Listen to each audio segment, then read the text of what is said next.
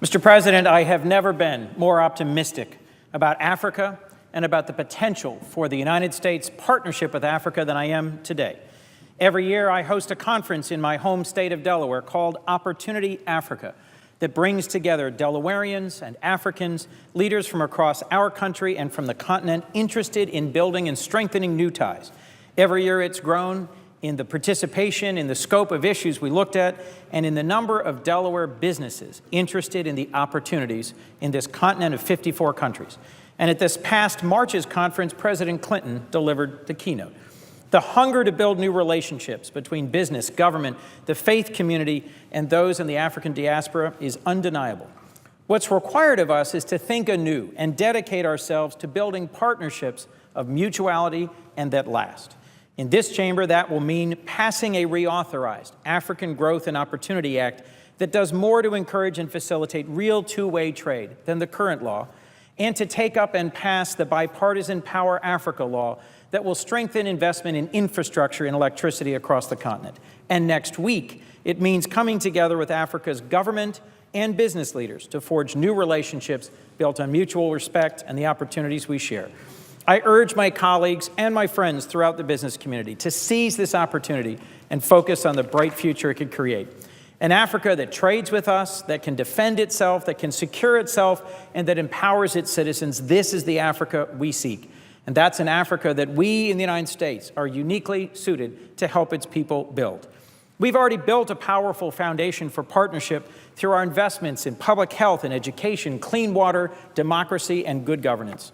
After 50 years of the Peace Corps and more than a decade of PEPFAR, President Bush's groundbreaking commitment to combating HIV and AIDS, we are better regarded in Africa than anywhere else in the world. And from our universities to our businesses, to our military training and partnerships, to the vibrant African diaspora community spread throughout this land, we have tools no other nation has. The opportunity for progress is extraordinary. And by helping to build a broad and sustainable middle class across this continent, American workers and businesses will have more people to sell their products to and more markets in which to invest. The more we partner with African businesses, the stronger they will become. Genuine partnerships like this must be the foundation for our relationships with Africa going forward. And we have a lot to gain as well. As many have commented in the last decade, 6 out of 10 of the fastest growing economies in the world have been in Africa, and that number will only rise. Other countries have noticed the opportunity. China's exports to Africa, for instance, have outgrown ours 3-to-1 since 2000. And 5 years ago, China eclipsed us as Africa's largest trading partner.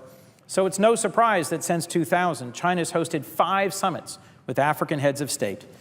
Let's be clear, the Chinese, in seeking opportunity for this century, will not miss the next China. So we have a lot of ground to make up. It's also critical we recognize that we shouldn't just mimic the ways in which the Chinese are seeking opportunity in Africa. They bring a policy of non-intervention in domestic affairs. We bring American values, a focus on democracy, on governance, on human rights, as well as the attractiveness of our technology, our resources, and the relationship with our diaspora community. Mr. President, this week we've had remarkable opportunities for our President, our Secretary of State, several of us from this chamber, to meet with young African leaders as part of a program that brought 500 inspiring young African leaders to Washington. Next week, we will welcome more than 40 heads of state from across the continent, a summit that I hope signals the next big step in building strong and sustainable partnerships throughout the continent.